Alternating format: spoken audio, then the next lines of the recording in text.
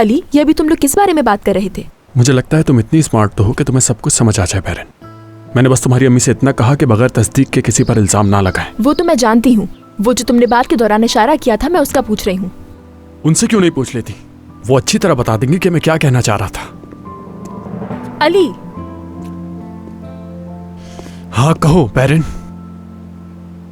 क्या अम्मी ने चोरी का इल्जाम तुम पर भी लगाया था? बताओ। नहीं बैरन, उन्होंने मुझ पर इल्जाम नहीं लगाया। हाँ, मगर वो एहतियात तो ऐसे कर रही थी जैसे चोरी मैंने की है। मरियम आंटी से कह रही थी, मरियम कुछ भी ऐसा कीमती सामान इधर उधर मत रखना जब तक मैं यहाँ हूँ। इसका मतलब जानती हो क्या होता है? क्योंकि उस वक्त सामने मैं खड़ा था तो ये बात मुझ पर थी। मुझे अफसोस है अम्मी ने तुम्हारे बारे में ऐसा सोचा। मेरा अफसोस मत करो बैरन। मैं जानता हूं कि मैं इतना मजबूत हूं कि कोई मुझे दुख नहीं पहुंचा सकता, चाहे कुछ भी हो।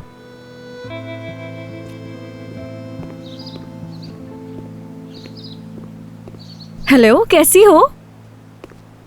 क्या हुआ? ये मुंह बनाए ऐसे क्यों खड़ी हो? बहुत कुछ हो गया है, मत पूछो। उन लोगों को यहाँ से भेजने के लिए अम्मी बाबा की फिर लड़ाई हुई है क्या? काश की यही बात होती।